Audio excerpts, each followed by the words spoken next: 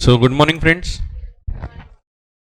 हम लोग प्रॉक्सीज के बारे में डिस्कशन कर रहे थे पिछली क्लास में। मैंने थोड़ा समझा तो दिया था, बट एक बार इसको रीड करना बचा है, वो कर लेते हैं हम। और भी कुछ पॉइंट्स इसमें बचे हैं जो हम अभी देखेंगे, और साथ में जब क्वेश्चन बैंक का हम डिस्कशन करेंगे तब और भी चीज़ें हमको समझने को मिलेगी। तो क्वेश्चन बैंक में बहुत सारे क्वेश्चंस दिखेंगे आपको इस प्रकार के। अभी मैं आपको चैप्टर वाइज ये चैप्टर का तो दे ही दूंगा क्वेश्चन बैंक, क्योंकि बाकी का अपडेट हो रहा है, अभी चालू है वो। तो ये वाला अभी जो है, क्योंकि उसमें जो रीसेंट पेपर्स हैं वो सब भी डाले जाते हैं, सब डाल के अपडेट होके मिलेगा। बट ये चैप्टर मैं आपको तुरंत अभी दे दूंगा, तो आप अब घर पे क्वेश्चंस कर सकते हैं, क्योंकि उतना आगे तो हम बढ़ चुके हैं कि आपको थोड़ा बहुत अब मैटर है पढ़ने के लिए घर पे। तो प्रॉक्सीज के बारे में हमने देखे थे। तो कई बार ऐसा होता है कि हम खुद नहीं जा सकते मीटिंग में, तो हम अपने बिहाफ पे किसी दूसरे व्यक्ति को अपॉइंट कर देते हैं जो वोट करेगा। उसको वोटिंग करने का अधिकार होता है सिर्फ ऑन पोल, उसको by show of hands vote करने का अधिकार नहीं होता। तो जब हम प्रॉक्सी की बात करते हैं तो प्रॉक्सी को कुछ अधिकार नहीं होते। Proxy can not vote by show of hands. तो ये दो उसको राइट होते हैं प्रॉक्सी को। सॉरी, प्रॉक्सी क्या नहीं कर सकता? तो proxy can not vote on show of hands.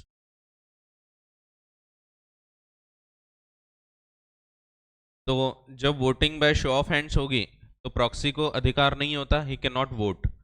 दूसरी चीज, वो पोल जरूर डिमांड कर सकता है। वो बोल सकता है कि मैं प्रॉक्सी हूं, बट मैं भले वोट नहीं कर सक रहा हूं, लेकिन मुझे पोल डिमांड करना है। और जब वो पोल डिमांड करेगा तो फिर पोल पे वोटिंग करने का अधिकार होता है। ही कैन वोट ऑन पोल। तो पोल कैसे डिमांड होता है ये सब भी हमको आगे डिस्कशन करना है। तो ये एक चीज। एंड दूसरा, proxy can not speak at the meeting. क्या होता है वो? तो बोलने का अधिकार भी नहीं होता उसको। जैसे बाकी लोगों को बोलते हैं ना, डेलिब्रेशंस एनकरेज करते हैं, आप आओ बातें करो, कुछ पूछना है तो पूछो। प्रॉक्सी को चुपचाप बैठने को बोला रहता है, कोने में चुपचाप बैठे रहो। तो he can not speak at the meeting. ठीक है, एट द मीटिंग की बात हो रही, घर की बात नहीं हो रही। शादी हो गई होगी तो घर पे भी नहीं बोलेगा बेचारा। ठीक है। नहीं, मेरे जीवन की वास्तविकता से कोई संबंध नहीं है। हाँ, नहीं है, नहीं है। चलो ठीक है।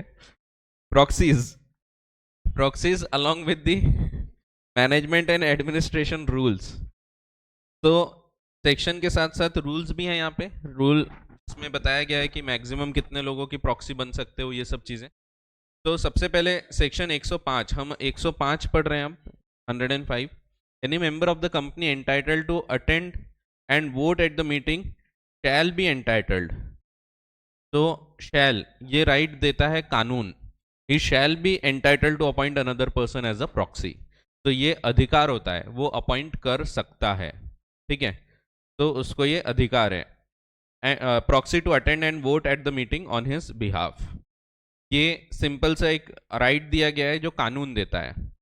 साथ ही साथ provided proxy shall not have a right, ये राइट नहीं है प्रॉक्सी को, shall not have a right to speak at such meeting and shall not be entitled to vote। Voting नहीं मिलती उसको, एक्सेप्ट ऑन पोल। पोल पे वोट कर सकता है। तो वो खुद पोल डिमांड भी कर सकता है, या फिर किसी ने डिमांड किया तो वो खुद उनके साथ मिल सकता है कि हाँ हाँ मैं भी पोल चाहता हूँ। तो फिर पोल के ऊपर फिर वोटिंग की जाएगी। Provided unless the articles of the company otherwise provide. तो जब तक आर्टिकल्स इसके विपरीत नहीं बोलते, this subsection shall not apply in case of company not having a share capital. In simple terms, इसको आसान शब्दों में लिखा है, इसी का same meaning. That is, member of a company not having share capital. अगर आपकी कंपनी में शेयर कैपिटल नहीं है तो प्रॉक्सी अपॉइंट करने का अधिकार नहीं है, क्योंकि पहले क्या लिखा है, उसको अधिकार होता है प्रॉक्सी अपॉइंट करने का। फिर बोला है कि आर्टिकल्स जब तक नहीं बोलते तब तक के ये वाला सेक्शन नहीं लगेगा उस कंपनी को जिसमें शेयर कैपिटल नहीं है। तो अगर आपकी कंपनी में शेयर कैपिटल नहीं है तो आपको प्रॉक्सी अपॉइंट करने का अधिकार नहीं है, अनलेस आर्टिकल्स अदरवाइज प्रोवाइड। यानी आर्टिकल्स में आप लिखोगे कि यस यहां भी प्रॉक्सी अपॉइंट हो सकता है तो हो सकता है, नहीं लिखा तो अधिकार नहीं है। अगर उसको सीधी लैंग्वेज में बोलें जनरली उल्टा लिखते हैं कानून लिखने वाले, पता नहीं क्यों ऐसा उल्टा क्यों लिखते, सीधा सीधा लिख देना था, बट उल्टा लिखते हैं, unless the articles otherwise provide.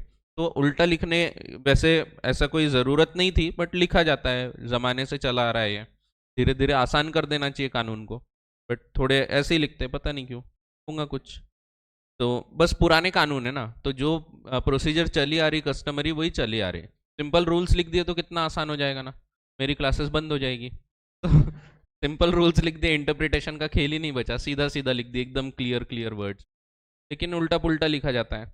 तो उल्टा लिखा इन्होंने, जब तक के आर्टिकल्स इसके विपरीत नहीं बोलते हैं, ये सेक्शन नहीं लगेगा उस कंपनी को जिसमें शेयर कैपिटल नहीं है। तो अगर आपको शेयर कैपिटल नहीं है तो ये सेक्शन नहीं लगेगा, ये सेक्शन नहीं लगेगा, दैट मीन्स वहां प्रॉक्सी अपॉइंट करने का अधिकार नहीं होगा जब तक आर्टिकल्स परमिट नहीं करते। तो that is member of the company not having share capital can not appoint proxy by default, उसको ये अधिकार नहीं है। Their articles must provide for their rights to appoint proxy, articles अगर बोलेंगे तो अधिकार मिलेगा, नहीं तो नहीं है। And the terms and conditions with respect to it, ठीक है, तो ऐसा है। प्रोवाइडेड सेंट्रल गवर्नमेंट में प्रिस्क्राइब अ क्लास और classes of companies whose members shall not be entitled to appoint another person as proxy। तो ऐसी कुछ कंपनीज के बारे में गवर्नमेंट बता सकती है कौन कौन सी कंपनीज है जिसमें प्रॉक्सी अपॉइंट नहीं किया जा सकता। एट प्रेजेंट ऐसा तो नहीं बोला है कि कौन प्रॉक्सी अपॉइंट नहीं कर सकते, कौन सी कंपनीज, लेकिन ये जरूर बताया है कि प्रॉक्सी का मेंबर होना कहाँ कहाँ जरूरी है। जनरल रूल है प्रॉक्सी मेंबर नहीं रहा तो भी चलता है, जैसे मैं मेंबर हूँ रिलायंस इंडस्ट्रीज लिमिटेड का, आप नहीं हो, बट मैं चाहता हूं मेरे बिहाफ पे आप चले जाओ, तो आप जा सकते हो even if you are not the member, ये जनरल रूल है। लेकिन सरकार ने बोला है अगर आप सेक्शन 8 कंपनी की बात करते हैं, सेक्शन 8 कंपनी, तो सेक्शन 8 कंपनी में प्रॉक्सी वही व्यक्ति को अपॉइंट कर सकते हो आप जो खुद भी मेंबर है। तो अगर एक सेक्शन 8 कंपनी है बीइंग ह्यूमन फाउंडेशन में मैं मेंबर हूं, मैं आपको प्रॉक्सी अपॉइंट करना चाहता हूं, तो मैं तभी कर पाऊंगा जब आप भी उस कंपनी के मेंबर होंगे, तो आपको भी मेंबर होना जरूरी है, तभी आप प्रॉक्सी बन सकोगे। तो ये रूल्स में बताया है, सेक्शन में नहीं लिखा है, सेक्शन में सिर्फ ये लिखा है कि सेंट्रल गवर्नमेंट प्रोवाइड कर सकती है ऐसी कंपनीज जिसके मेंबर्स को प्रॉक्सी अपॉइंट करने का अधिकार नहीं होगा। अब गवर्नमेंट ने ये तो नहीं बोला कि इनको अधिकार नहीं है, लेकिन ये बोला कि अगर सेक्शन 8 कंपनी है तो प्रॉक्सी का भी मेंबर होना अनिवार्य रहेगा। तो without being a member you can not appoint him a proxy, proxy appoint करना है किसी को तो he should also be a member. बाकी केस में नहीं, सिर्फ सेक्शन 8 कंपनी को ये रूल लगता है, बाकी केस में proxy need not be a member, जरूरी नहीं कि वो मेंबर रहे, ठीक है।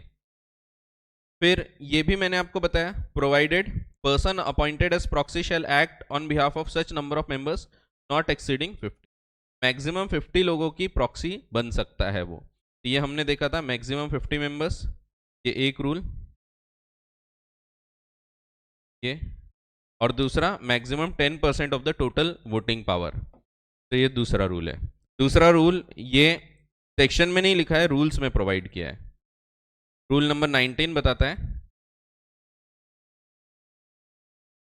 रूल नंबर 19 बताता है holding in aggregate not more than 10% of the total share capital of the company carrying voting rights.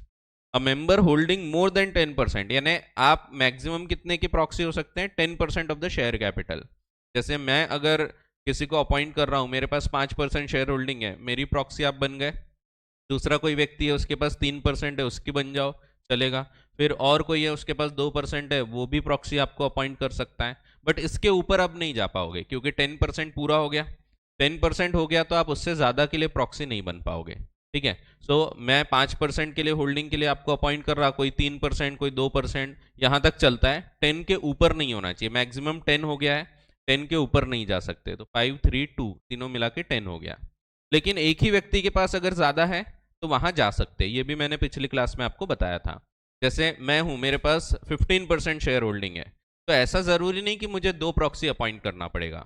Even if I am holding 15% shares, but मैं एक ही को प्रॉक्सी अपॉइंट कर सकता हूं, तो इट इज नॉट रिक्वायर्ड कि 2 प्रॉक्सी अपॉइंट किया जाए, ठीक है। मैं चाहूं तो 2 भी कर सकता हूं, मनाही नहीं है, वो एक भी कर सकता है, मुझे लगता है 3 प्रॉक्सी अपॉइंट करना है तो 3 को भी अपॉइंट कर सकता हूं अलग अलग चीजों के लिए, तो इससे कोई फर्क नहीं पड़ता, आप कितना भी चाहो कर सकते हो।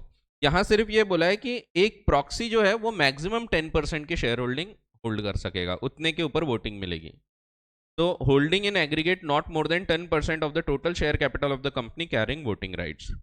फिर a member holding more than 10% of total share capital carrying voting rights may appoint a single person as proxy. तो अगर एक व्यक्ति है मेंबर जिसके पास 10% से भी ज्यादा शेयर होल्डिंग है, जैसे मैं हूं 15% की होल्डिंग है, तो भी मैं एक सिंगल पर्सन को प्रॉक्सी अपॉइंट कर सकता हूं। बट अब वो व्यक्ति किसी और के लिए प्रॉक्सी नहीं बनेगा, ठीक है। And such person shall not act as proxy for any other person और शेयर, ठीक है।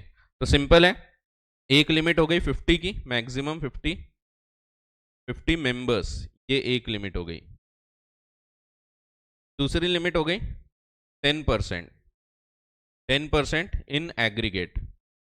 जैसे समझो एक मिस्टर पी है, इसको प्रॉक्सी अपॉइंट कर रहे हैं हम, तो समझो शेयर होल्डर 1 है, ने 3% होल्ड किया था, उसके लिए होल्ड कर दिया, उसके लिए अपॉइंट कर दिया। शेयर होल्डर 2 है, इसके पास 4% थी, इसने भी इसको अपॉइंट कर दिया। फिर शेयर होल्डर 3 है, इसके पास समझो और 3% शेयर होल्डिंग थी, तो इसने भी अपॉइंट कर दिया। ये मैक्सिमम हो गया, इससे ज़्यादा कि वो अब प्रॉक्सी नहीं बन पाएगा, ठीक है। फिर वो ऐसा करके कितने भी लोगों के बन सकता है, मैक्सिमम अप टू 50। जब तक 10% नहीं होते तो 50 तक वो हो सकता है। दोनों में से एक भी लिमिट क्रॉस हुई तो फिर अब वो प्रॉक्सी नहीं बन पाएगा एक्स्ट्रा लोगों के लिए, ठीक है। लेकिन अगर एक सिंगल शेयर होल्डर है, समझो मैं एक शेयर होल्डर हूं, मेरे पास समझो 12% शेयर होल्डिंग है, तो भी मैं मिस्टर पी को अपॉइंट कर सकता हूं एज प्रॉक्सी फॉर होल 12%, ठीक है। तो यहां पे now he will not be entitled to become the proxy for any other person, क्योंकि 10% की लिमिट क्रॉस, ठीक है। तो ये दिया है।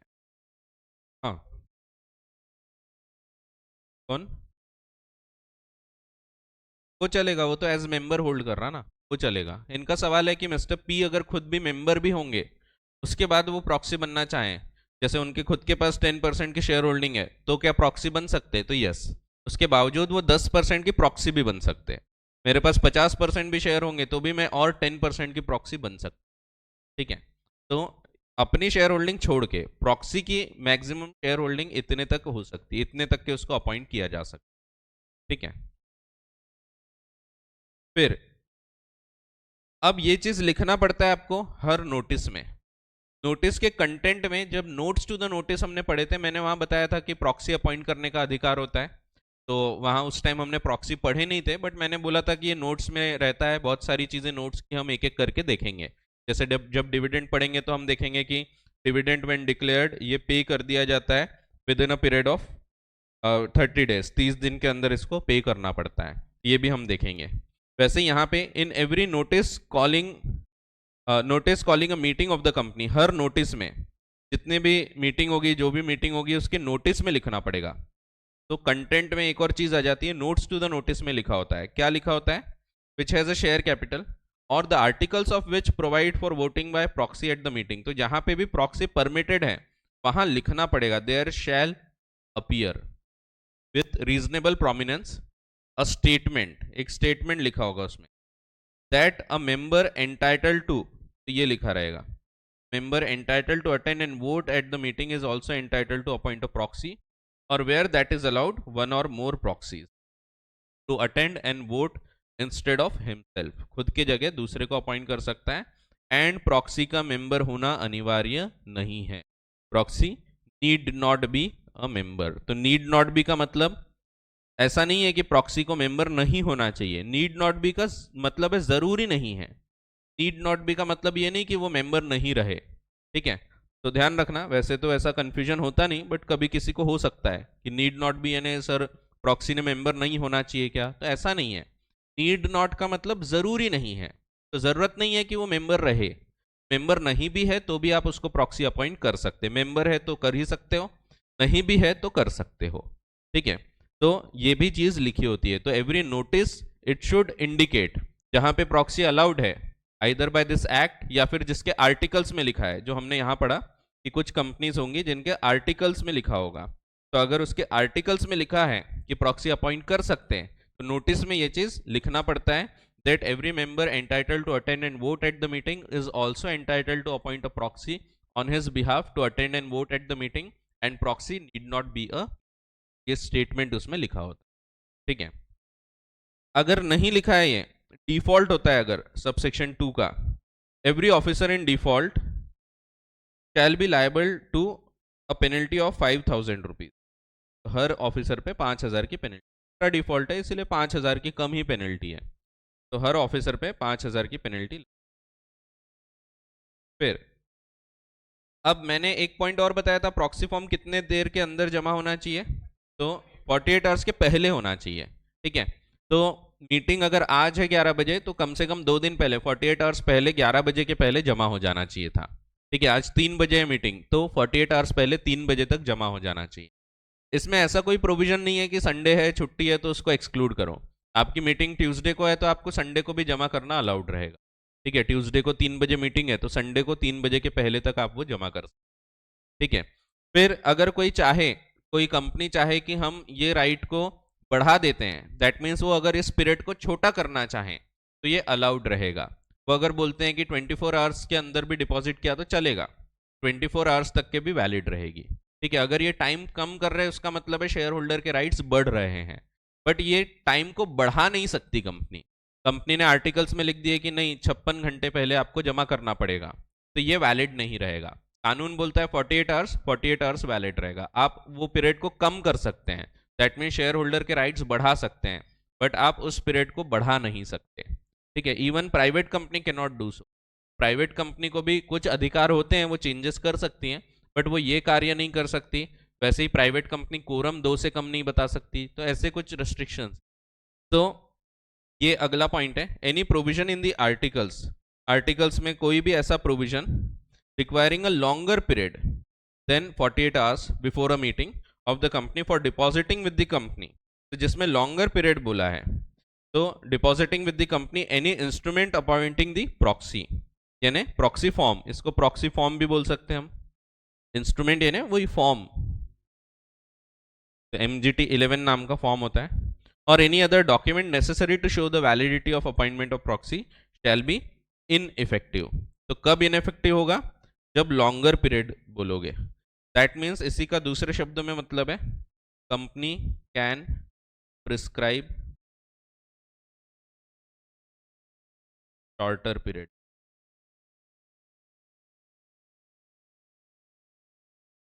कंपनी इसको कम जरूर कर सकती, कंपनी बोल सकती है कि ठीक है आप प्रॉक्सी फॉर्म 24 घंटे पहले जमा करो, 12 घंटे पहले जमा करो, वो चल जाएगा। फिर अब कंपनी खुद नहीं बताएगी कि इस व्यक्ति को प्रॉक्सी अपॉइंट करना है। नहीं तो हमने नोटिस में लिख दिए कि जो जो व्यक्ति खुद नहीं आ सकते तो एक काम करो, ये शर्मा जी का नंबर है, शर्मा जी को फोन करो, उनको प्रॉक्सी अपॉइंट कर लो। ऐसा लिखना इलीगल है, ये अलाउड नहीं है। हाँ, अगर मेंबर खुद बोलता है, मेंबर बोलता है कि भाई मेरे पहचान में कोई है नहीं जो अच्छे से डिसीजन ले पाए, तो आप मुझे बताओ किसको अपॉइंट कर सकते, कोई रेडी है क्या। अगर मेंबर मांगता है लिस्ट तो फिर वो ऐसी लिस्ट दे सकते हैं, नहीं तो खुद ऐसा बोल नहीं सकती कंपनी कि इस व्यक्ति को आप प्रॉक्सी अपॉइंट करो, ये बोलना गलत रहेगा। तो ये चीज अगले पॉइंट में बताइए, सबसेक्शन 5। इस पे पेनल्टी भी लगेगी अगर किसी ने गलत ऐसा छापा है नोटिस में कि ये व्यक्ति को अपॉइंट कर दो, तो ये गलत रहेगा। So if for the purpose of any meeting of the company, invitations to appoint a proxy as proxy a person or one of the number of persons specified in the invitation, तो invitation देना ही नहीं है, लेकिन अगर आपने दिया तो invitations to appoint proxy दिया है कि invite किया है कि आप अगर चाहो तो इसको proxy appoint कर दो, are issued at company's expense to any member, किसी भी member को भेजा अगर आपने, entitled to have notice of the meeting sent to him and to vote thereat by proxy, तो अगर ऐसा किया तो every officer of the company who issues such invitation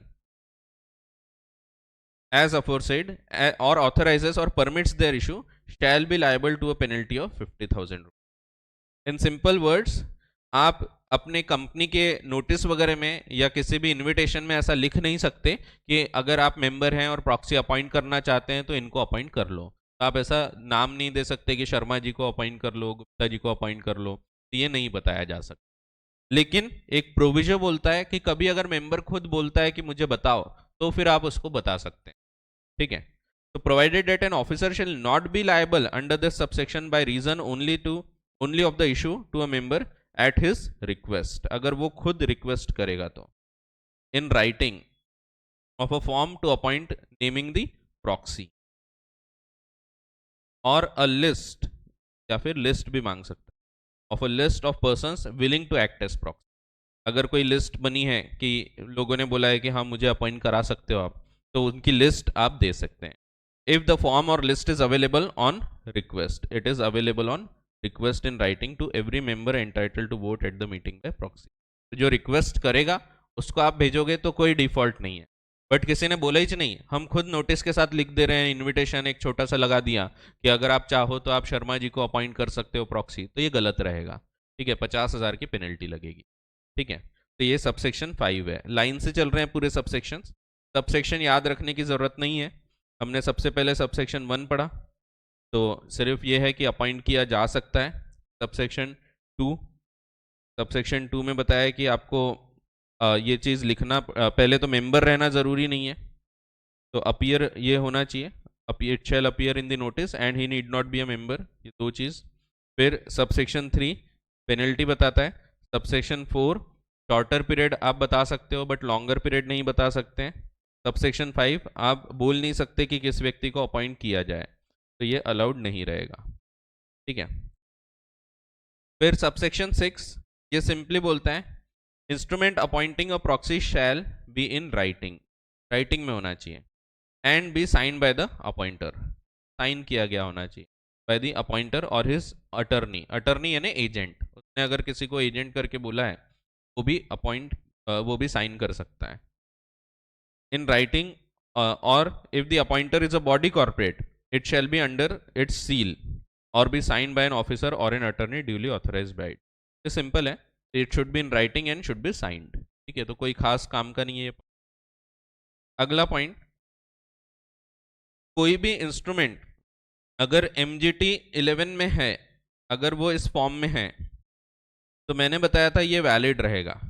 company ये नहीं बोल सकती कि नहीं हमारा अलग फॉर्म है, ये फॉर्म में लिख के भेजो।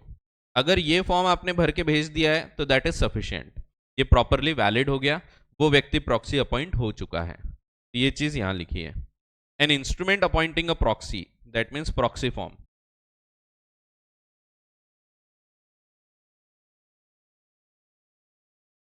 इफ इन फॉर्म, अगर ये फॉर्म में है, फॉर्म कौन सा, MGT 11 नाम का जो फॉर्म, अगर इस फॉर्म में है, it shall not B question, आप इसके ऊपर क्वेश्चन नहीं करोगे फिर ऑन द ग्राउंड, ये बोल के that it fails to comply with any special requirement specified for such instrument by the articles of, हमारे आर्टिकल्स के हिसाब से ये फॉर्म होना चाहिए, आपका फॉर्म गलत है, ऐसा नहीं बोला जा सकता। If it is in MGT 11 it is perfectly valid. ठीक है, फिर एक इंस्पेक्शन का भी राइट होता है। समझो प्रॉक्सी फॉर्म जमा तो हो गए, बट मैं एक मेंबर हूं, इसको अधिकार होगा, he has a right to inspect proxy form.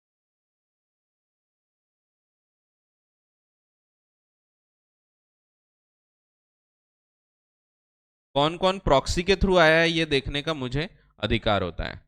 इसके लिए मैं क्या करूंगा, मैं कंपनी को नोटिस सेंड करूंगा, और फिर कंपनी विल अलाउ, ये नोटिस का भी टाइम पीरियड है, तो अगर हम समय की रेखा के हिसाब से बनाए तो मेंबर विल सेंड नोटिस, ये नोटिस कम से कम 3 दिन पहले आना चाहिए, तो 3 days, 3 days notice in writing, 3 दिन पहले नोटिस आना चाहिए। तो हर मेंबर को अधिकार होता है कि वो 3 दिन पहले नोटिस भेजे। तो आपकी मीटिंग है यहाँ पे, तो यहाँ नोटिस देना पड़ेगा टू इंस्पेक्ट के पहले, कितने दिन, 3 डेज, 3 दिन के पहले नोटिस। तो आपकी मीटिंग यहाँ पे है, तो एटलीस्ट 3 दिन का गैप होना चाहिए, 3 दिन के पहले नोटिस आना चाहिए कि हम इस प्रॉक्सी फॉर्म को इंस्पेक्ट करना चाहते हैं।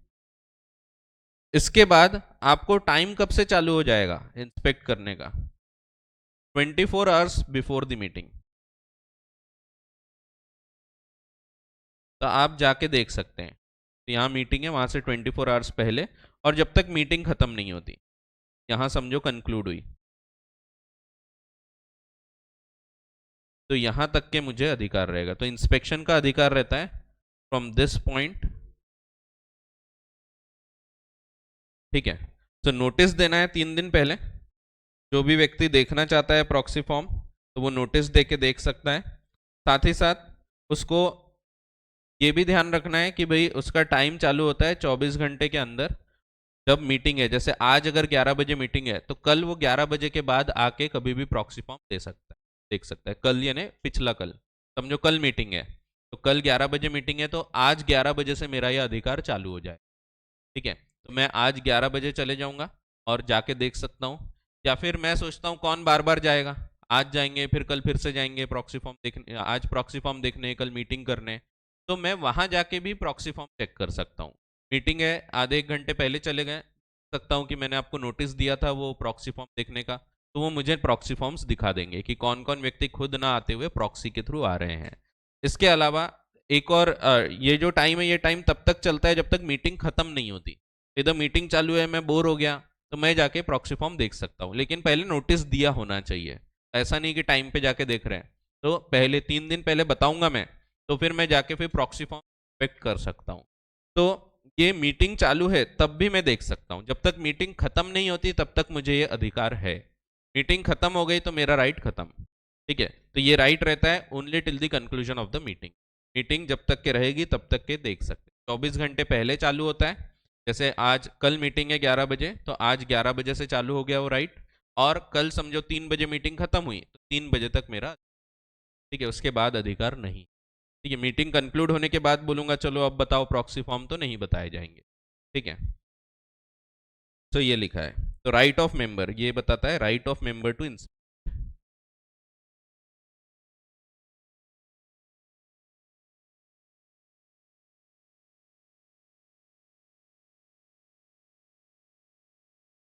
अभी जगह आप यहाँ भी दे दें time limit.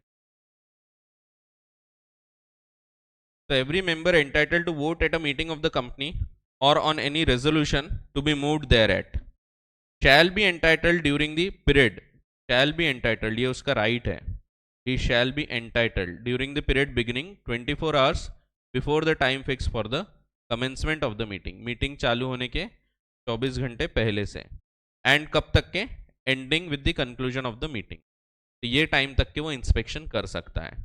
To inspect the proxies lodged, lodged यानी जो डिपॉजिट हुई है, at the time during the business hours, तो बिजनेस आवर्स में जाके देख सकते हैं अपन, ठीक है। अब ये जनरल पॉइंट है, ये हर जगह में नहीं भी बोलूंगा तो ध्यान रखना, पूरा बिजनेस आवर्स ही होंगे। आप रात को 11 बजे जा रहे हैं तो थोड़ी दिखाए जाएंगे, बिजनेस आवर्स में जाना पड़ेगा।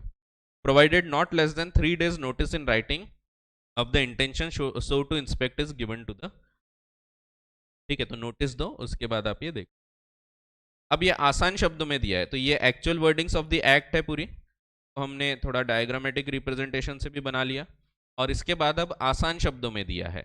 और इसमें 2-4 पॉइंट और एक्स्ट्रा के हैं जो एक्ट में नहीं दिए बट किसी ना किसी केस लॉ पे आधारित हैं।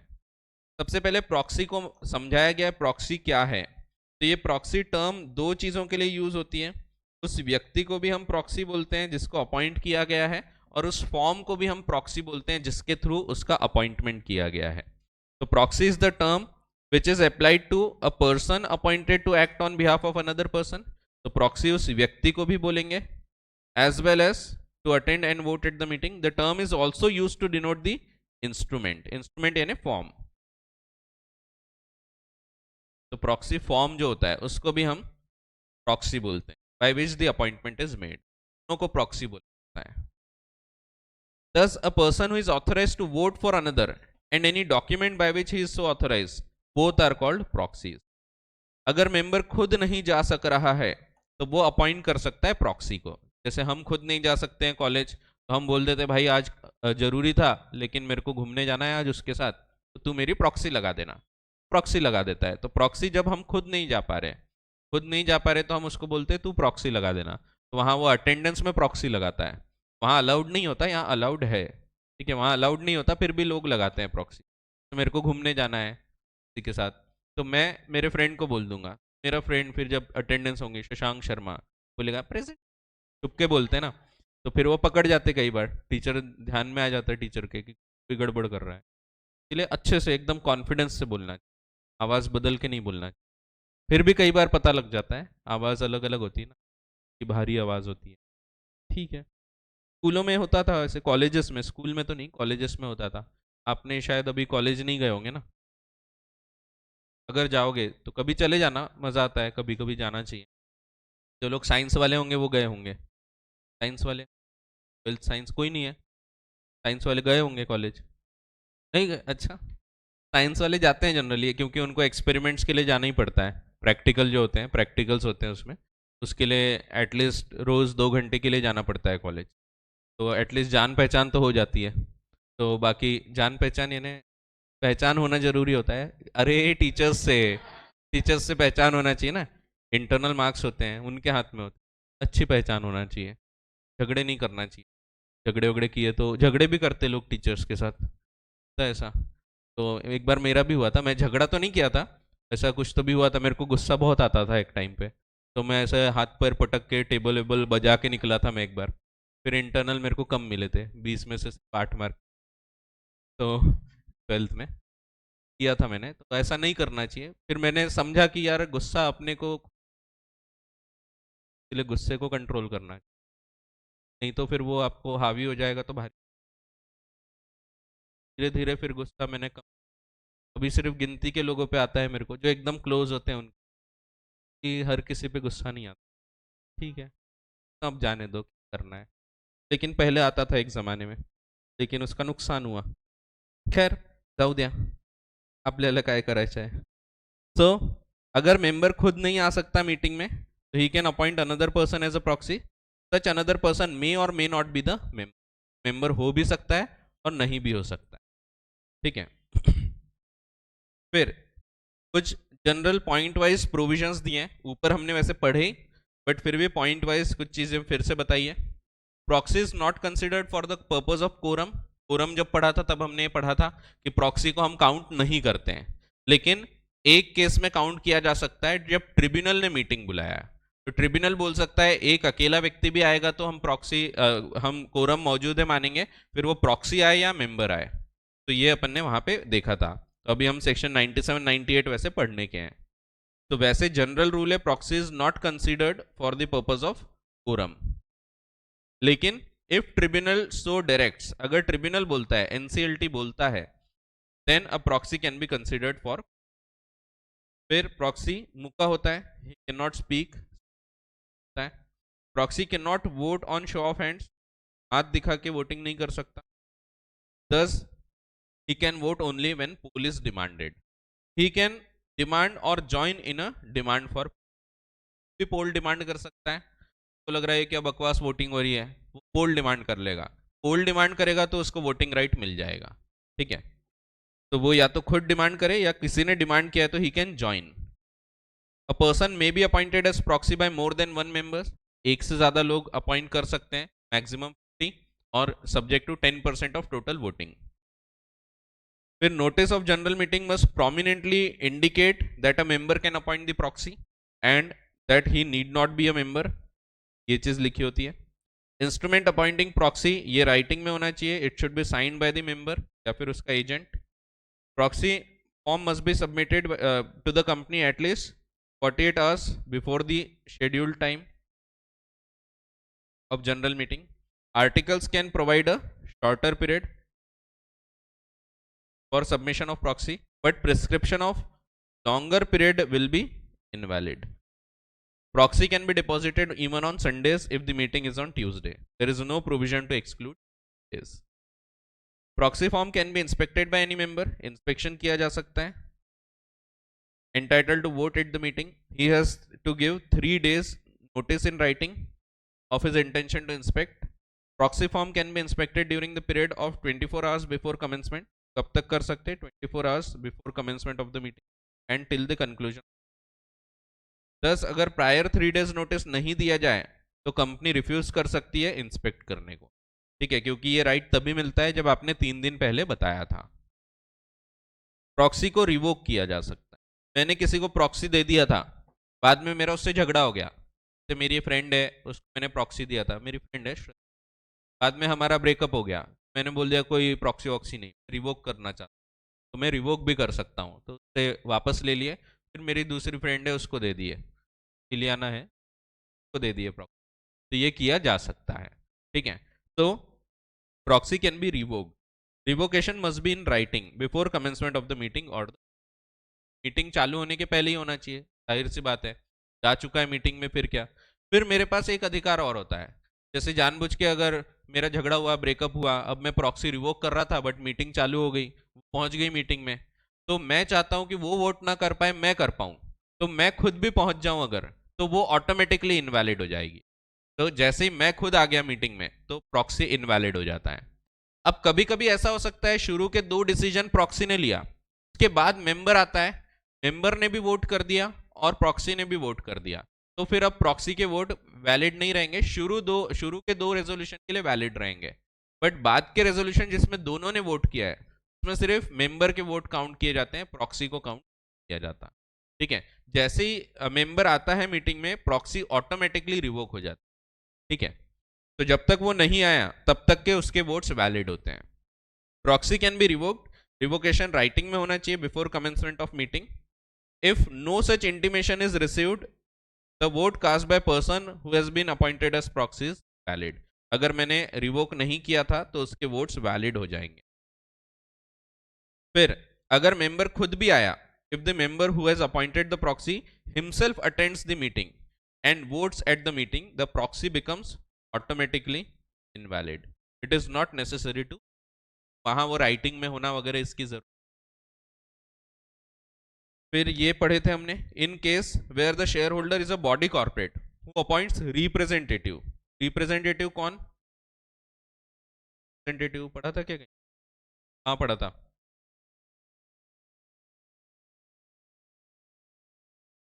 गवर्नर, प्रेसिडेंट, कॉर्पोरेशंस, ठीक है। तो सेक्शन 112 113 हम पढ़े थे, उसमें सेकंड पेज पे दिया है। तो जब रिप्रेजेंटेटिव अपॉइंट किया गया है, अब यहाँ बॉडी कॉर्पोरेट बोला है तो 113 में आएगा।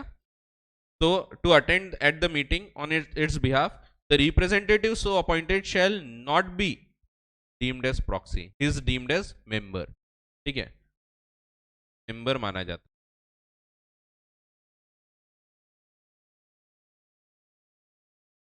Hence he can exercise all the powers which the shareholder can do, he can appoint a proxy, ठीक है। the representative is not deemed as proxy, he is deemed as a member।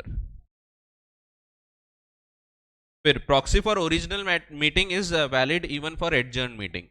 जो original meeting की proxy है, मैं original meeting में नहीं आ पा रहा था, मैंने किसी को प्रॉक्सी दे दिया, अब वो मीटिंग एडजर्न हो गई, अगले हफ्ते चली गई, तो ऑटोमेटिकली ये प्रॉक्सी उसके लिए भी वैलिड हो जाती, नया प्रॉक्सी देने की जरूरत नहीं। तो proxy for original meeting will be valid for adjourn meeting also. Proxy is permissible only at general meeting of members and not at the board. Board of directors proxy appoint नहीं। फिर later proxy revokes the previous proxy. तो later proxy जो है बाद में जो दी गई है, वो प्रीवियस प्रॉक्सी को रिवोक कर देती है। एक नोट दिया है, प्राइवेट कंपनी में override the provisions relating to proxies. Proxy से रिलेटेड प्रोविजन चेंज कर सकती, और बताना है तो बता सकते, सिर्फ 2 नहीं कर सकती। एक वो जो टाइम पीरियड है 48 आवर्स का, बढ़ा नहीं सकती वो, ये पहली चीज। दूसरा, MGT 11 में है तो भी वो मना नहीं कर सकते कि ये फॉर्म गलत है। MGT 11 फॉर्म में है तो इट इज सफिशिएंट, तो ये नहीं बोल सकते नहीं हमारे आर्टिकल्स में अलग फॉर्मेट बताया है, ये फॉर्मेट। तो ये 2 चीज नहीं कर सकती, बाकी सब कर सकते हैं। तो प्राइवेट कंपनी में override the provisions relating to proxies, however it can not, पहली चीज, increase the limit of 48 hours, ये इसको बढ़ा नहीं सकते for depositing proxy forms. Further it can not reject, दूसरी चीज, it can not reject a proxy form if it fails to comply with the specific requirement of article. अगर MGT 11 है तो it will be, MGT 11 form याद रखना, हर जगह form याद रखने नहीं, बट यहाँ पे आपको ये फॉर्म याद, ठीक है। अब एक पॉइंट और बता देता हूं इसमें, बाकी तो ऐसे कंप्लीट हो गया है प्रॉक्सी का पूरा कॉन्सेप्ट।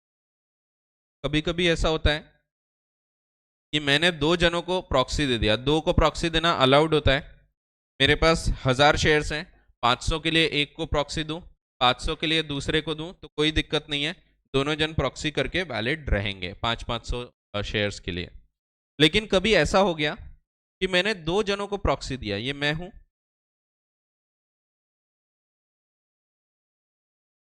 मैंने पहले प्रॉक्सी दिया था, समझो मीटिंग की डेट भी लिख लेते हैं, एक अंदाज से मैं एक क्वेश्चन ही बना लेता हूं। समझो मीटिंग है आपकी 20 तारीख को, सितंबर ले लेते हैं, तो 2023 20 सितंबर को मीटिंग है, एजीएम है मान लो, एजीएम सितंबर में होती है, वो अपन देखेंगे कब होती है, तो ये मीटिंग की डेट है एट 11 AM मान, एएम लिखने की जरूरत नहीं है, बिजनेस आवर्स में होती है, रात को 11 बजे नहीं होगी, एएम में ही मान लेते हैं। अब यहां पे मीटिंग है, मैंने प्रॉक्सी एक को अपॉइंट किया, मेंबर हूं, मेंबर एम, मैंने प्रॉक्सी अपॉइंट किया एक्स को, एक्स को अपॉइंट किया समझो 16 तारीख को, 16 सितंबर 2023 को, इसको मैंने एक MGT11,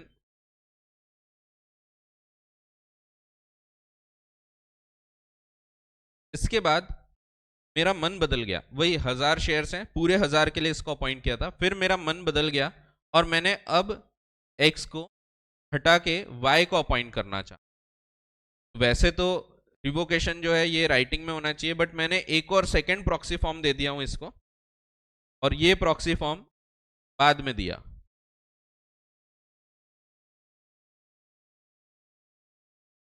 ये समझो मैंने 17 तारीख को दिया,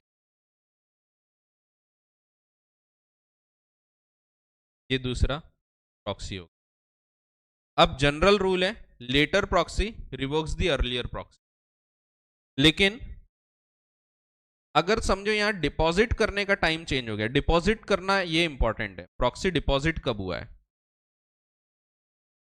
समझो एक्स ने अपनी प्रॉक्सी डिपॉजिट कर दिया था 17 तारीख को ही, 17 को, 16 को उसको दिया मैंने प्रॉक्सी और उसने ले जाके कंपनी में जमा कर दी, एक्स डिपॉजिट्स प्रॉक्सी विथ, और वाई ने डिपॉजिट किया समझो 19 तारीख को, यहां पे वाई ने डिपॉजिट किया,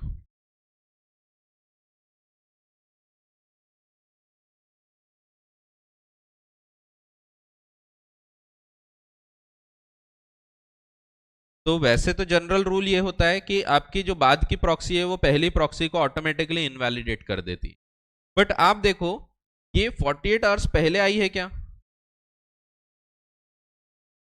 तो नहीं, 48 आवर्स के अंदर आई है, 20 को मीटिंग है, 19 को आप जमा कर रहे हो, दैट मीन्स 48 आवर्स पहले वाला रूल आपका कॉन्ट्राविन हो गया, और इसीलिए क्योंकि ये वाली जो proxy it is time board, ये इनवैलिड है, since it is time board.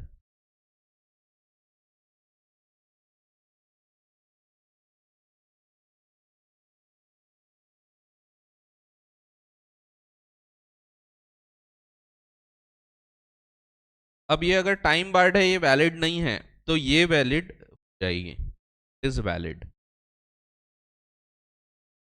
अगर दोनों ही जन 17 को जमा करते तो फिर बाद वाली वैलिड होती, बाद वाली है ना ये वाली, ठीक है, लेकिन क्योंकि ये लेट जमा हुई इसीलिए ये वैलिड नहीं है, नहीं तो जनरल रूल है आपका later proxy automatically revokes the previous proxy, but यहां पे ये रूल क्यों नहीं लगा, because later proxy was not deposited within the due time, time बताया गया उसके अंदर डिपॉजिट नहीं हुआ, और इसीलिए यहाँ पे y की प्रॉक्सी इनवैलिड हो जाती है और x की प्रॉक्सी वैलिड रहती है, ठीक है, ऐसा है।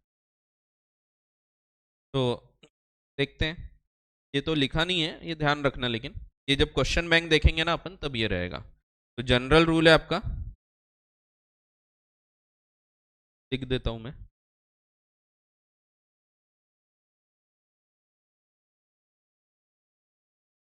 Later proxy revokes the earlier proxy,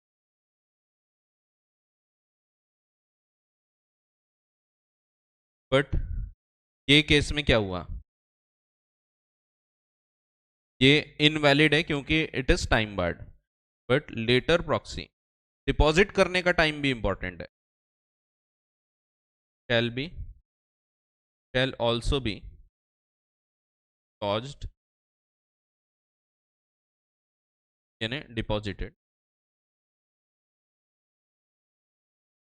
with in due time, that is 48 hours.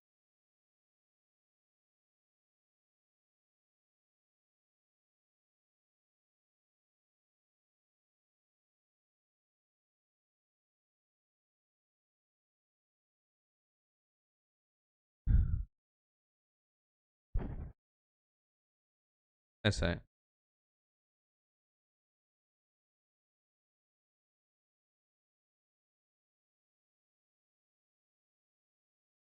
ठीक है, ये हो गया प्रॉक्सी के बारे में।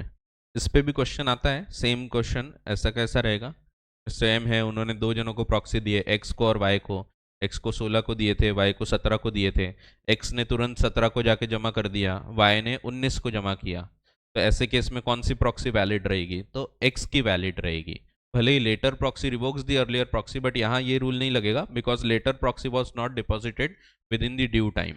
तो वो 48 आवर्स के पहले डिपॉजिट होना चाहिए था, नहीं होगी तो वो इनवैलिड है। अगर यही प्रॉक्सी वो 18 तारीख को कर देता 11 बजे के पहले जमा, तो फिर ये वैलिड हो जाती, सेकेंड प्रॉक्सी वैलिड हो जाती। ठीक है, तो अगर ये 19 के बदले ये अगर 17 तारीख को या 18 तारीख को कर देता, 18 तारीख को 11 बजे के पहले, तो यहाँ पे फिर ये वाली वैलिड हो जाती, तो ये इनवैलिड हो जाती। ठीक है, समझा कि नहीं? इजी है। हाँ, उसमें लिखा रहता है, प्रॉक्सी फॉर्म में लिखा होता है। तो मैंने समझो दोनों हजार हजार शेयर्स की, हजार ही शेयर है मेरे पास और दोनों को सेम शेयर्स की दिया, तो ये रूल लगेगा। अगर मेरे पास 1000 है, मैं 500 के लिए इसको अपॉइंट करता, 500 के लिए इसको, तो दोनों वैलिड है। ठीक है, तो जितने के लिए अपॉइंट किया है उतने के लिए वैलिड रहेगी।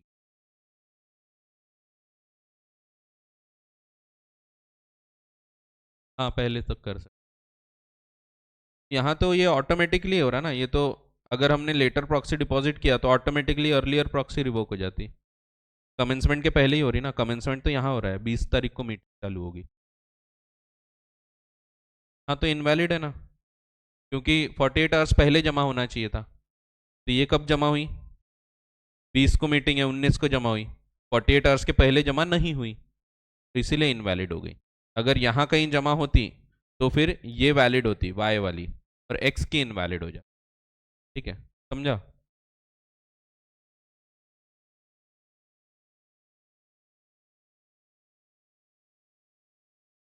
कर सकते ना, हटा सकते। आपको जिसको हटाना है उसका लिख दो कि ये प्रॉक्सी दिया था मैंने एक्स को, एक्स की हटा के मैं।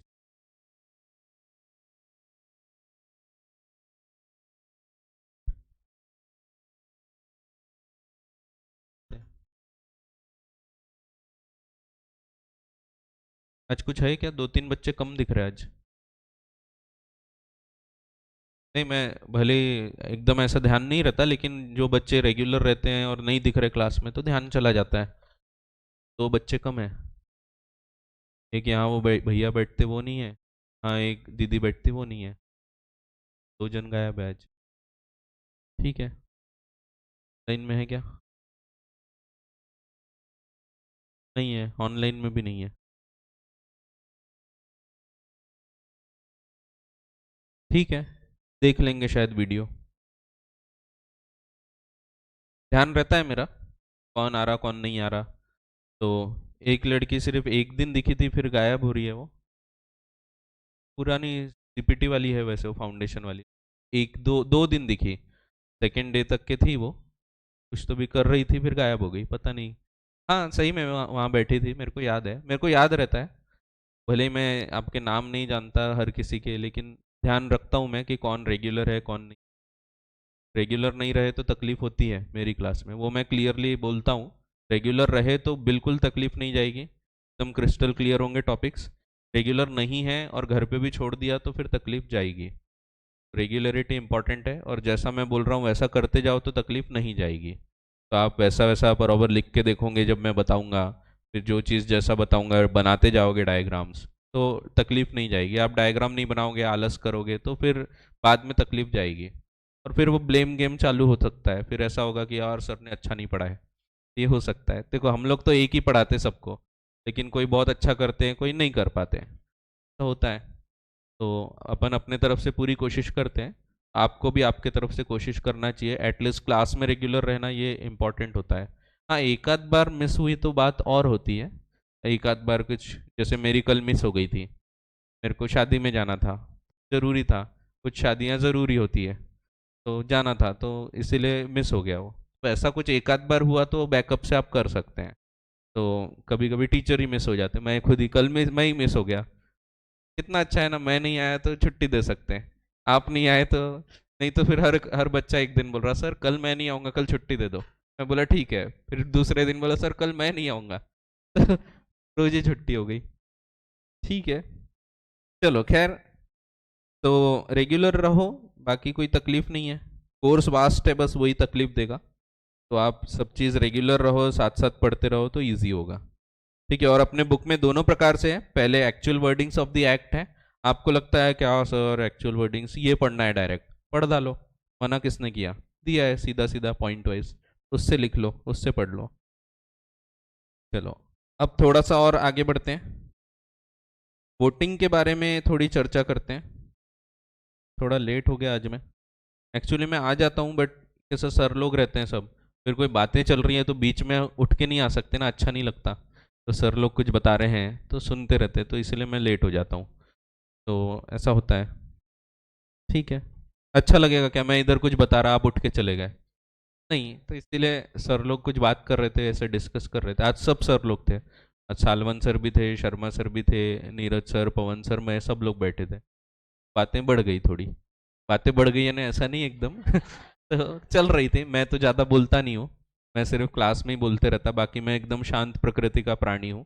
तो मैं, हाँ, मैं कहीं भी जाता तो अपने इसमें ही रहता हूँ, ज़्यादा बातें नहीं करता मैं। तो इवन मीटिंग्स में भी ज़्यादा नहीं बोलता, क्लास में पता नहीं ज़्यादा ही बोलते रहता हूँ। ठीक है, नहीं वो तो आंखों में ही बातें हो जाती ना। चलो ठीक है, ठीक है, ठीक है, होता है कभी कभी। चलो, वोटिंग, अब वोटिंग पे आते हैं अपन। सो अपन लाइन से चल रहे हैं। Section number 101 notice, 102 explanatory statement, 103 104 quorum chairman, 105 proxy, 106 पे आएंगे अभी, फिर 107 8 9 10, ये अलग अलग प्रकार की वोटिंग है। 106 के पहले 47 देखते हैं, क्योंकि 47 वोटिंग राइट देता है। ये एक्चुअली यहाँ का टॉपिक नहीं है, ये मेंबरशिप का टॉपिक है। ये एक्चुअली शेयर कैपिटल वाले चैप्टर में आएगा। तो शेयर कैपिटल में जब शेयर्स वाले सेक्शंस पढ़े थे आपने, याद है कुछ 43 यानी काइंड्स ऑफ शेयर कैपिटल था, इक्विटी, प्रेफरेंस, फिर नंबरिंग होना चाहिए 44 45 46 47, 47 वहाँ से रिलेटेड है। तो शेयर होल्डर्स को क्या क्या अधिकार होते हैं, उसमें एक राइट है वोटिंग राइट। तो शेयर होल्डर जब एक शेयर होल्ड करता है तो he is entitle to voting right, ये चीज़ 47 बताता है। फिर 106 वोटिंग राइट्स को रिस्ट्रिक्ट करेगा, तो वो देखते हैं। तो पहले इसीलिए 47 देखना है, बाकी सेक्शन लाइन से चल रहे हैं, सिर्फ ये 47 एक अलग सेक्शन है which provides for voting rights subject to the provisions of section 43। Section 43 के दायरे में रहते हुए, सब्जेक्ट टू यानी उसमें जो दिया है वो भी ध्यान रखना है। सेक्शन 43 अभी पढ़ने के हैं, DVR shares. DVR shares, differential voting rights, ये कैसे इशू होते हैं, क्या होते हैं, ये हम डिटेल में जानेंगे, कि पूरी इशू की प्रक्रिया समझेंगे, कितने हो सकते हैं, ये सब समझेंगे। तो डिफरेंशियल वोटिंग राइट्स, ये ऐसे शेयर होते हैं, जिन्होंने फाउंडेशन पढ़ा है उनको तो पता ही होगा, बट फिर भी बता देता हूँ। ये वो शेयर होते हैं जिसमें वोटिंग राइट्स थोड़े अलग होते हैं। जैसे मेरे पास एक शेयर है, उस पर एक वोट है, कभी ऐसा होगा 10 शेयर होल्ड करोगे तब एक वोट मिलेगा, तो ये डीवीआर शेयर्स हैं, डिफरेंशियल वोटिंग। तो वो वाले राइट्स को अलग कर दो, वो वाले शेयर्स को ये रूल नहीं लगेगा। ठीक है, तो सब्जेक्ट टू सेक्शन 43 वो शेयर्स को ये रूल नहीं लगता, क्योंकि उसमें अलग वोटिंग होती है। वैसे ही एंड सबसेक्शन 2 ऑफ सेक्शन 50, तो subsection 2 of section 50 calls in advance, advance call आए तो उस पर वोटिंग नहीं मिलता है, ठीक है, ये भी अभी हम पढ़ने के हैं। कॉल्स इन एडवांस, अगर एडवांस में कोई पैसा आ गया है तो वोटिंग राइट नहीं मिलेगा। जैसे मैंने 5 रुपए के शेयर थे, सबने 3 रुपए भर के रखे हैं, मैंने पूरे 5 रुपए भर दिया, अब मैंने 2 रुपए एक्स्ट्रा भरा तो मुझे एक्स्ट्रा वोट नहीं मिलेगा। जब तक कि वो कॉल नहीं किया जाता तब तक कि वो एडवांस पड़ा हुआ है, उस पर वोटिंग नहीं मिलती, ठीक है, सिर्फ पेड अप अमाउंट पे दी जाती है। तो subject to provisions of section 43 section 50। तो ये जो लिखा होता है ना, ये एक्चुअली यहाँ नहीं लिखा है, ये मैंने लिखा हूँ ताकि आपको समझ में आए, नहीं तो आप सेक्शन 50 पढ़ने जाओगे। तो अच्छा यहाँ ब्रैकेट में डाल दिया कि ये किससे रिलेटेड है, ठीक है। तो सेक्शन 43 टाइप्स ऑफ शेयर्स है, उसमें डीवीआर, फिर section 50 subsection 2 calls in advance से डील करता है। इसके अलावा सबसेक्शन 1 ऑफ 188 इस साल नहीं है आपको, अगले साल फाइनल लेवल पे रहेगा, इस साल रहेगा ही नहीं शायद ये, और अगर न्यू कोर्स में आता है तो फिर थोड़ा सा 188 के बारे में जिक्र आएगा। 188 बताता है अगर आप रिलेटेड पार्टी है, कोई डिसीजन हो रहा है उसमें मैं रिलेटेड हूँ, तो I am not entitled to vote, तो वोटिंग का अधिकार नहीं मिलता, क्योंकि मैं रिलेटेड हूँ तो मैं तो हाँ ही बोलूंगा, मेरे फायदे की चीज़ है तो हाँ ही बोलूंगा, इसीलिए मुझे वोटिंग ही नहीं करना है उस पर। तो वो छोड़ के, तो ये 3 सेक्शन छोड़ के 43, 50 और 188, ये 3 छोड़ के बाकी केसेस में every member of a company limited by shares and holding equity shares, तो जिसमें शेयर कैपिटल है और वो मेंबर जो इक्विटी शेयर्स होल्ड कर रहा है, शैल हैव अ राइट, ये राइट है उसका, to vote on every resolution placed before the company. Before the company है ना वही जनरल मीटिंग, मैंने आपको बताया था कंपनी मीटिंग्स में वैसे 3 मीटिंग आती है, एक डायरेक्टर्स होते हैं उनकी मीटिंग, दूसरी शेयर होल्डर्स की, मेंबर्स की, और तीसरी क्रेडिटर्स की। बट जब हम बोलते हैं कंपनी मीटिंग तो company meeting of company means members की मीटिंग, ठीक है। एंड तो पहले तो बोल दिया हर मेंबर को अधिकार है जो इक्विटी शेयर होल्ड कर रहा है to vote at every resolution, ये बोल दिया। दूसरी चीज, अगर वोटिंग होती है पोल से, तो जब पोल के द्वारा वोटिंग की जाएगी तो his voting right on a poll shall be in proportion to his share the paid up equity share capital of the company. That means proportionate voting होगी, मेरे पास 10,000 शेयर है तो 10,000 वोट, आपके पास 1,00,000 शेयर्स हैं, 1,00,000 वोट मिलेंगे। It should be in proportion to his share in the paid up equity share capital of the company, that means proportionate, जितने vote है उतने, जितने शेयर्स है उतने वोटिंग मिलेगी। फिर प्रेफरेंस शेयर कैपिटल के होल्डर्स को वोटिंग मिलती है क्या, तो डायरेक्टली जो अफेक्ट होते हैं उनको वही वाले डिसीजंस पे वोट कर सकते हैं, बाकी के डिसीजंस पे वोट नहीं कर सकते। डायरेक्टली अफेक्ट होने वाले यानी जैसे प्रेफरेंस शेयर होल्डर्स के राइट्स चेंज कर रहे हैं, परसेंटेज चेंज हो रहा है, ऐसे कोई अगर डिसीजन हो रहा है तो उसमें उनको वोटिंग का अधिकार होता है, नहीं तो they are not entitled to vote at every resolution, ठीक है। तो every member of a company limited by shares and holding preference shares shall, in respect of such capital, have a right to vote only on resolutions placed before the company which directly affect the rights attached to this his preference, जो directly affect करते हैं, क्योंकि indirectly तो हर decision affect करेगा ही, वो भी share holder है तो इनडायरेक्टली तो हर डिसीजन अफेक्ट करेगा, लेकिन जो डायरेक्टली उनसे रिलेटेड है सिर्फ उस पर इन लोग वोट कर सकते हैं। एंड इसके अलावा कुछ और चीजों पे वोटिंग अलाउड होती है, जिसमें वैसे तो हर व्यक्ति की वोटिंग होती है, इवन क्रेडिटर्स को बुलाया जाता है, जैसे कि वाइंडिंग अप। तो and any resolution for winding up of the company, repayment और रिडक्शन ऑफ इट्स इक्विटी और प्रेफरेंस शेयर, तो रिडक्शन ऑफ कैपिटल होता है सेक्शन 66, रिडक्शन ऑफ शेयर्स, तो ये भी हम देखेंगे, ये बड़ी चीज होती है, बहुत बड़े डिसीजन है ये, तो ये डिसीजन में हर व्यक्ति को बुलाते हैं, इवन क्रेडिटर्स को बुलाते हैं, उनसे भी रेजोल्यूशंस पास करवाते हैं। तो ये इतने बड़े डिसीजन है जिसमें क्रेडिटर को भी बुला रहे हैं, तो प्रेफरेंस शेयर होल्डर को तो इसमें डिसीजन लेने का अधिकार रहेगा ही, ठीक है।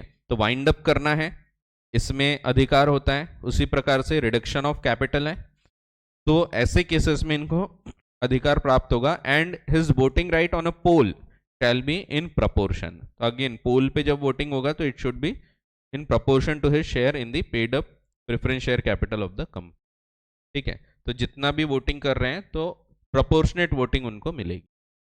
तो ऐसा है। अब कुछ ऐसे डिसीजंस होंगे जिसमें इक्विटी भी वोट कर रहे हैं और प्रेफरेंस भी वोट कर रहे हैं।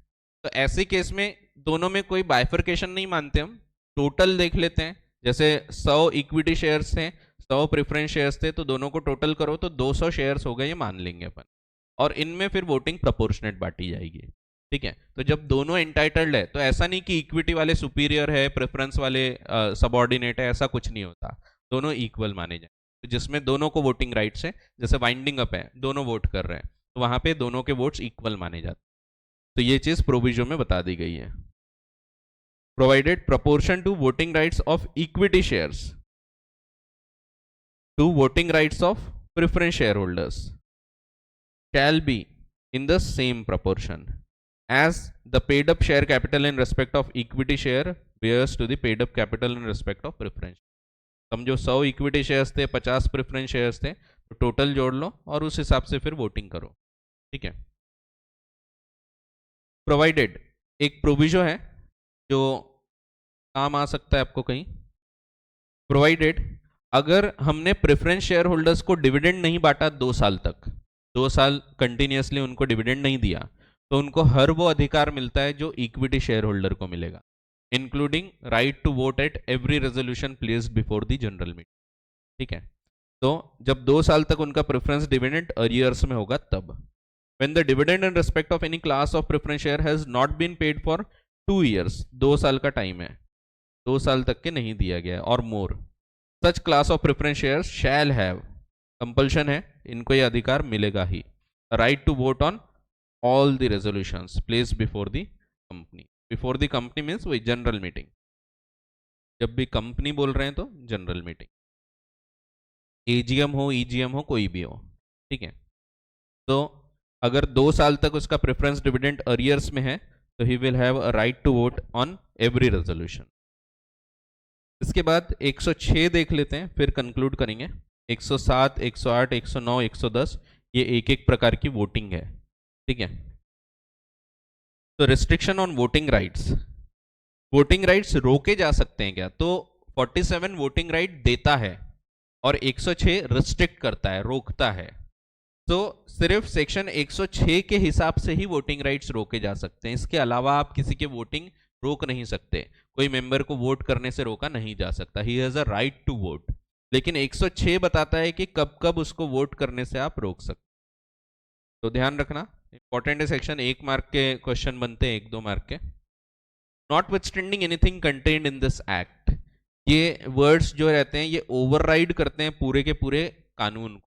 नॉटविथस्टैंडिंग, इससे कोई फर्क नहीं पड़ता anything contained in this act, इस कानून में क्या लिखा है, तो ये पूरे कानून को ओवरराइड कर दिया।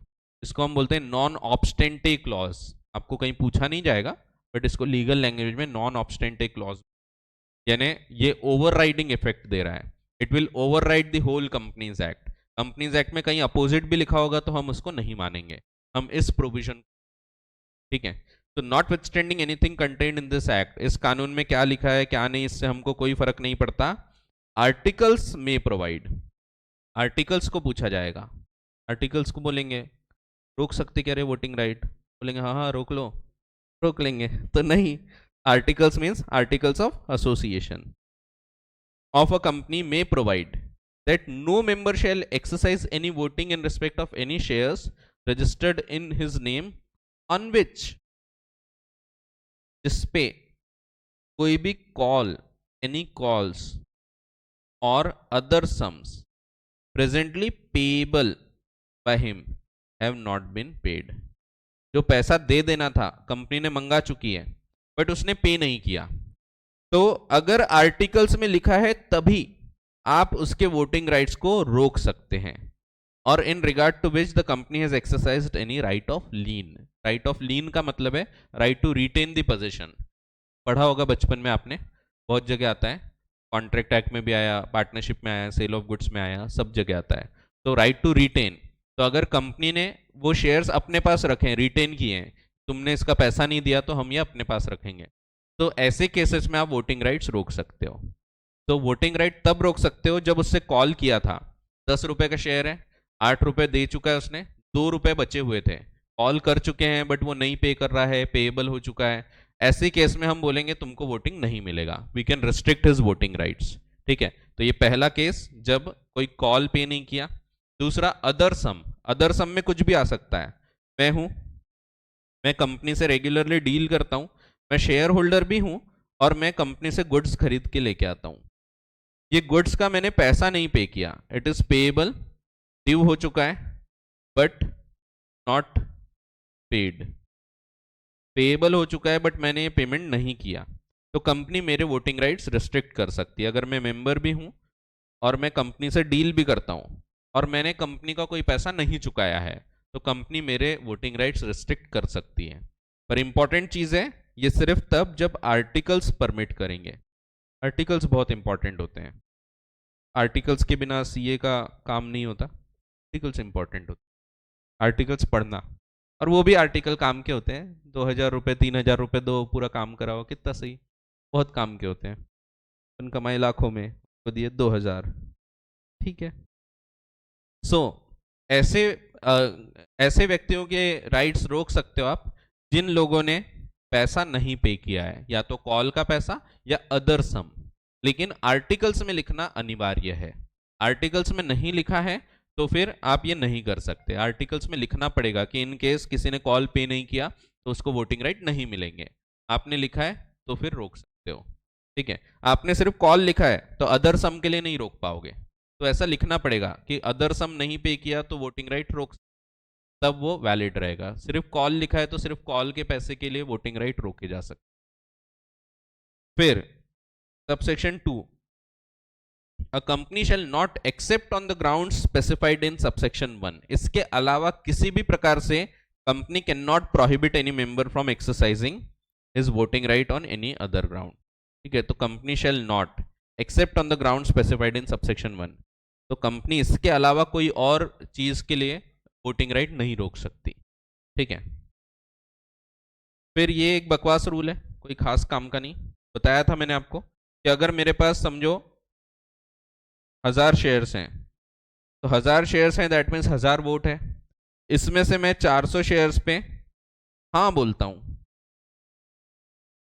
400 पे बोलता हूं नहीं, नहीं, और 200 पे बोलता हूं कुछ नहीं।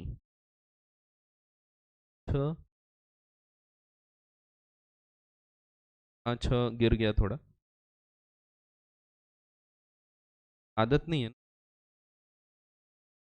कुछ नहीं, ऐसे केस में ये भी अलाउड है, तो कभी हाँ कभी ना कभी कुछ नहीं, एब्सटेन, ये तीनों को हम बोलते हैं। तो he can vote in favour, he can vote against and he can abstain,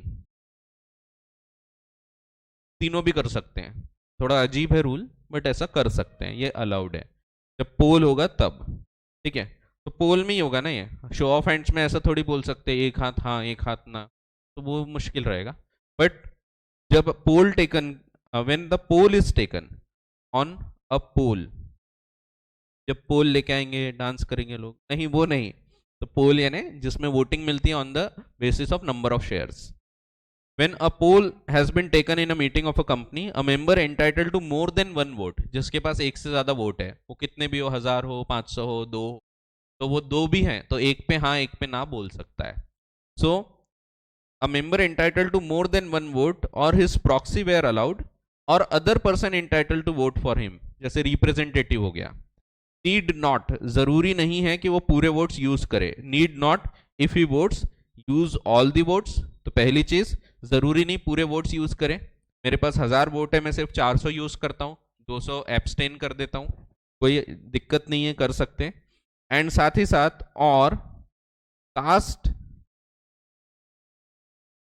cast in the same way all the votes he uses, तो ये भी जरूरी नहीं कि जो वोट वो यूज कर रहा है वो सब एक प्रकार से कास्ट करे, सब में हाँ बोले ये भी जरूरी नहीं, या सब में ना बोले ये भी जरूरी नहीं।